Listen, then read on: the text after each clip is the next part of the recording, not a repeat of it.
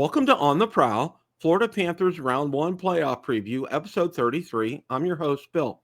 Today we're going to take a look at the first-round matchup for the Florida Panthers versus the Tampa Bay Lightning. We're kind of going to do a mini recap of the season for both teams. We're going to take a look at where the Panthers stood this year in terms of how they played without certain players and what their records were. We're going to take a look at keys to victory for the Florida Panthers, and finally, going to wrap up with my prediction for the first round series. Now, as you're all aware of, the Florida Panthers will be taking on the Tampa Bay Lightning, and this is kind of a great synopsis of the matchup here, and this was from NHL.com, and I'm just going to highlight a few things here. Tampa Bay, 47, 26-8, will finish second in the Atlantic Division this season, and have home ice advantage against Florida, 47, 31-4, which finished third. And we all know about the offensive guns for the Tampa Bay Lightning. Kucherov, who leads the NHL, 121 points. It's third straight season. He's had more than 100 points, including getting an NHL career high 144 last year. Lightning have 7 players with at least 20 goals. Braden Point, Jake Gensel, Brandon Hagel, Anthony Cirelli, Nick Paul, Oliver Bjorkstrand, and Victor Hedman is 6th among NHL defensemen with 66 points. In goal, they're led by workhorse Andrei Vasilevsky, who is 38, 20, and 5 with a .921 save percentage. The Panthers, who won the Cup last year, of course, are led by Sam Reinhart, who has 81 points, 39 goals, 42 assists in 79 games. Captain Alexander Barkov is second with 71 points, 20 goals, 51 assists, and Matthew Tkachuk is third with 57 points, 22 goals, and 35 assists. Tkachuk has not played for Florida since February 8th, but is expected to be back for the postseason. We're going to talk about that here in a minute. In goal, they're led by Sergei Bobrovsky, who is 33, 19, and 2, with a .906 save percentage and a 2.44 goals against average, okay? The Panthers and Lightning split the season series with 2 wins each. Barkov and the Panthers with 3 points, 2 goals, 1 assist, and Reinhart also scored 2 goals. Bobrovsky was 1-1-0 against Florida, allowing 4 goals on 57 shots. Point, 3 goals, 2 assists, and Hedman, 5 assists, each had 5 points, and Gensel had 4 points, 2 goals, 2 assists, for the Lightning against the Panthers, with Vasilevsky going 1-2-0, allowing 6 goals on 78 shots. This is the 4th time the Panthers and Lightning have met in the postseason. Tampa Bay won the first 2 matchups, defeating Florida in 6 games in the first round in 2021, and then sweeping a second-round series in 2022. Last season, the Panthers won their first-round series in 5 games. One of the 2 teams have represented the Eastern Conference in the Stanley Cup Final the past 2 seasons, with Tampa going to 3 straight from 2020 to 2022, winning it twice and losing in 2022, and Florida going the past 2, losing in 2023 before winning the Cup last season. Okay, that's kind of a good recap, I would say, of both of a head-to-head competition, how each team did during the regular season. And so you get a chance to, definitely, I would encourage you to read this at your leisure here. Now, the games are all set. As you know, Tampa has home ice here. Game 1 and 2 are at Tampa. Game 3 and 4 at Sunrise. Game 5 at Tampa. Game 6 at Sunrise. And Game 7 at Tampa. And 5, 6, and 7 are if needed. Now, the NHL is really kind of dragging its heels here. And that's one thing I think we have in common with just about all the other NHL fans is there's been a lot of outcry that they only have Saturday schedule set right now. So dates and times will be decided by the NHL. From what I'm hearing from George Richard from Florida Hockey Now, it's going to be probably sometime Sunday. And the speculation is that they may do that Sunday afternoon to allow the Battle of Ontario happen on Sunday evening. So that remains to be seen. And when we get that information, we'll be sure to pass that on to you. But again, this is how things are going to set up in terms of the games here. Now, one of the things that I wanted to do was take a look to see how well the Panthers did with the core players in the lineup, meaning Matthew Tkachuk, Alexander Barkov, and Aaron Ekblad. and enabled the help of ChatGPT, and I said, and it came back to me during the 2024-2025 NHL regular season. The Florida Panthers played 54 games in which Matthew Tkachuk, Alexander Barkov, and Aaron Ekblad were all in the lineup. Listen to this. In those games, the teams achieved a record of 39 wins, 15 losses, and 0 overtime losses. Just an absolutely incredible record with a full, healthy lineup. Now, one of the things that, and I kind of want to stop right here for a second. We're gonna get on the Florida Panthers round 1 playoff keys to victory here in a second. Some things that I really wanted to mention. Now, I know a lot of people have been harping on certain players and their performance at this point in time, and I want to bring some things up here. Remember, and this is something that I think has been talked about quite frequently. I know I've mentioned it quite frequently as well too, is that the Panthers are a team that are built for the playoffs. They're not built for the regular season. And I know in particular, 2 players have been singled out for their lack of offensive production in Evan Rodriguez and also Carter Verhaeghe. Now, Carter Verhaeghe's caught a little bit of fire lately, which is always good. But as even Paul Maurice has said, their time to shine is in the playoffs. Look at the performance last year from not only from Verhaeghe, but Rodriguez, especially in the finals. So I would say stay tuned. Their best hockey is yet to be played. And also, too, one of the other things is I know a lot of people criticism towards Seth Jones. And I think we need to maybe take a step back here because during the injury rash that we've had towards in the last half of the season and the last quarter of the season, our defensive core was hit pretty hard. Of course, we all know Aaron Ekblad was suspended for 20 games, but Dmitry Kulikov was out with an injury too. And Seth Jones had to really amp up his minutes. And kudos to him for doing that. And night in and night out, he knew he was going to be playing 22, 23, 24 minutes a game. It was going to be a grind for him. And I thought he performed admirably. Now, the other thing people need to keep in mind and bear in mind is this as well, too. The mindset of the Panthers, and I think that would come from Bill Zito, Paul Maurice, and the coaching staff, is they wanted to enter the playoffs in 2025 healthy. They weren't so much as necessarily concerned with home ice advantage as getting into the playoffs healthy. So you saw what you did last week against Detroit when they were away, when it was pretty much the Charlotte Checkers that were playing the Red Wings up in Detroit that game. And of course, the Panthers didn't win that game, but that wasn't to be expected. And I think, and they were very wise during the last stretch of games here over the last week or two to rest a lot of the key players. I know Sam Bennett was out with an injury. Reinhardt got some rest. Some of the other regulars got some rest as well, too. Barkov as well.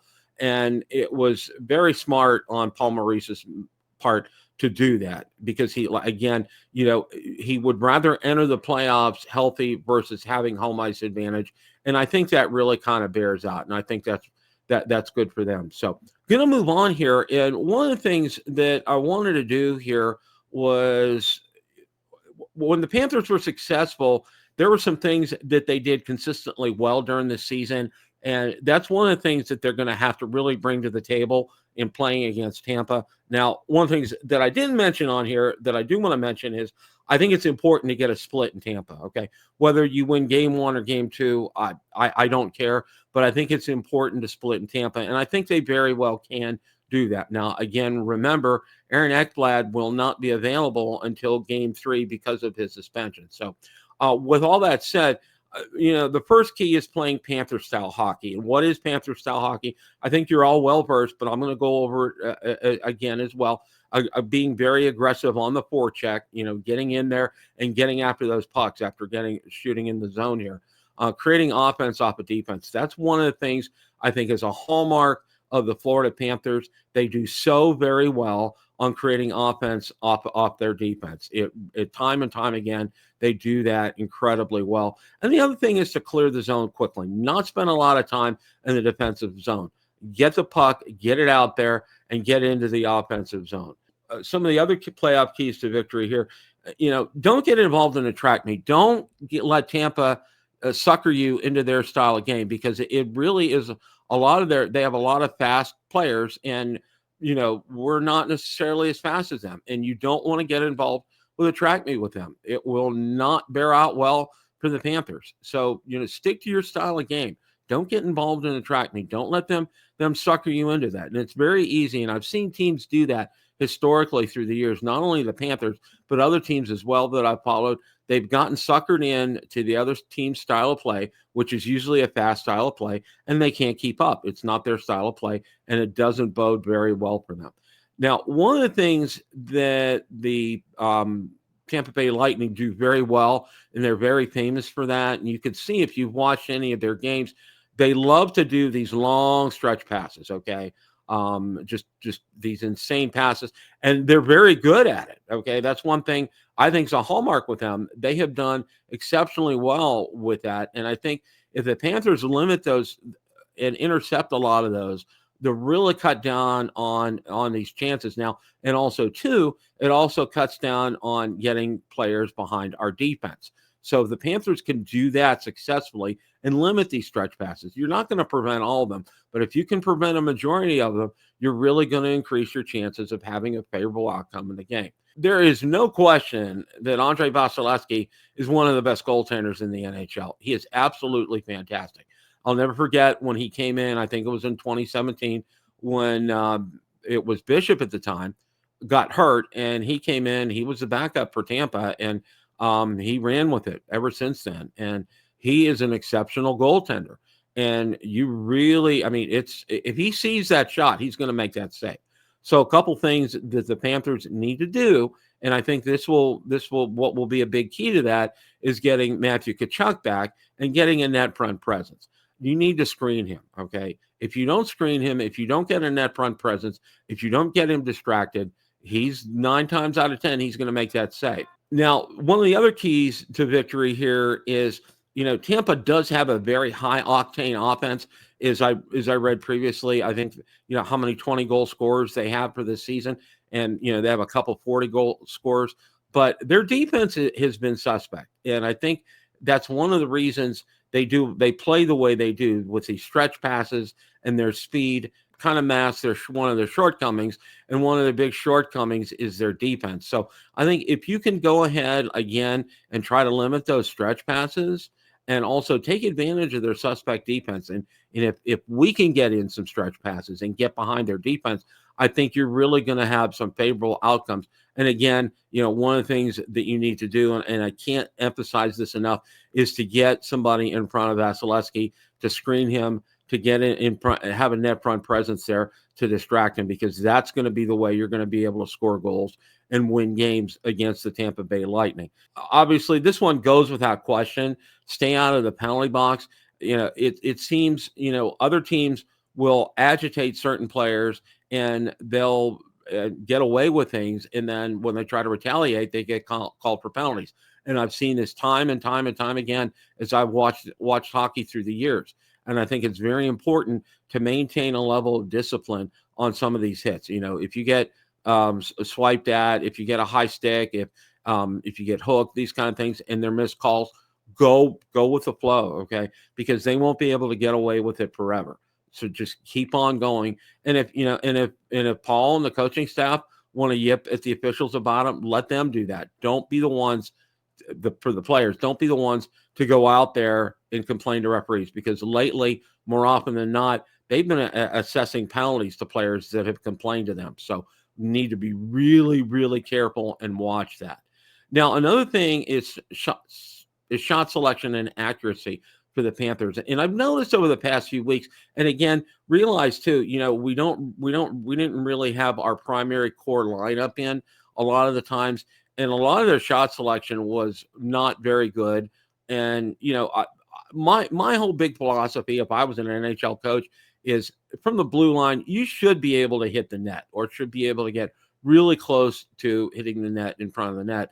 And I noticed a lot of our shot selection over the past couple of weeks has not been that accurate and has not been near that net. And I think that's something that they need to work on and practice, because I think a better shot selection, you're going to allow a chance for deflection goals. And if you ask any NHL goaltender, and I know I've said this before, if you ask them, they will tell you the hardest goal to defend against is a deflection goal. It's almost impossible because directions will change because they're tracking that puck as it comes in off the shot, and there's a player in front of the net, deflects it, and boom, it's in the net. So that's one of the things I think the Panthers need to work on is that shot selection and accuracy. Wrapping things up here, with all of this being said, if the Panthers can follow this formula, and like I said, I would like to see them get a split in Tampa. I don't expect for them to win both games. Obviously, you don't want to lose both games. You want to get a split. You want to come back to Sunrise and have a chance to win the 2 in Sunrise. I see this going 6 games, and I see the Panthers winning this in 6 games. And one of the things I think is going to be a key in the Panthers' favor is, again, I think Tampa's defense is suspect. It's been suspect all year. You've taken a look at some of the stretches where they've had a rough patch where they've lost 3 or 4 games in a row. And a lot of those have been high-scoring games, and that's because teams have gotten behind their defense and have been able to beat Andrei Vasilevskiy. When their defense plays well, he plays well. And when they're doing the stretch passes, he's playing well. But if you can get behind their defense and you could be able to make a point, Andrei Vasilevskiy is good, but he's not superhuman. And if you have a lot of puck movement, get behind the defense, you can create opportunities to win games. So I really think the Panthers are going to have a favorable outcome in this series. I think they're going to win in 6 games. It's not going to be easy. It's not going to be a cakewalk. You're not going to see teams winning 5-1, 6-1, 7-1. These are going to be 2-1, 3-2, 4-3 type games. They're going to be nip and tuck all the way during these games. And the Panthers and Lightning, they need to pay attention to the games. Nobody's going to have an easy time of it, neither team, okay?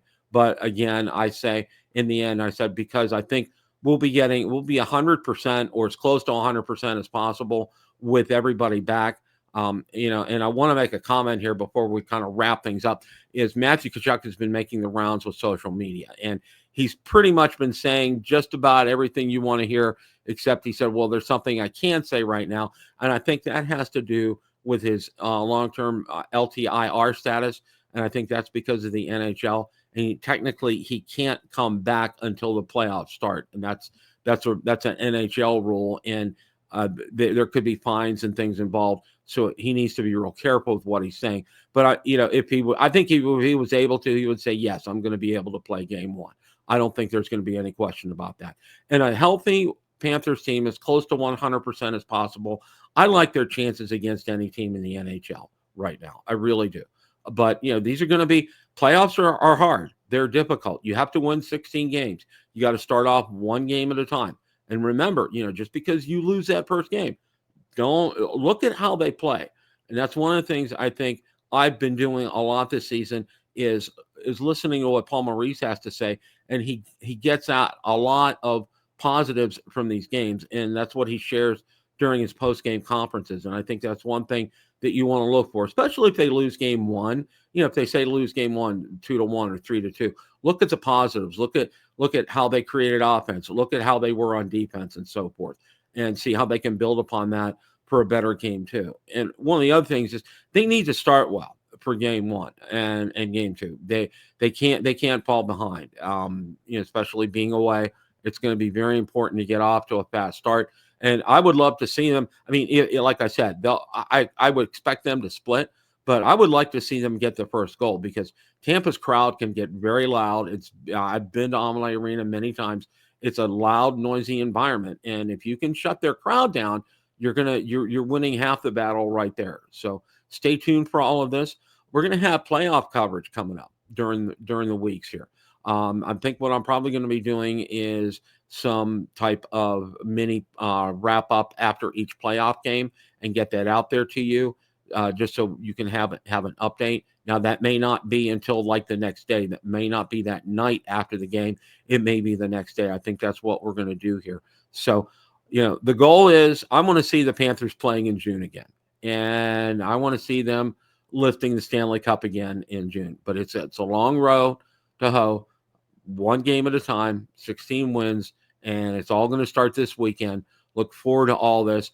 Thank you guys also, too. I want to appreciate all you guys who have subscribed lately and are following us.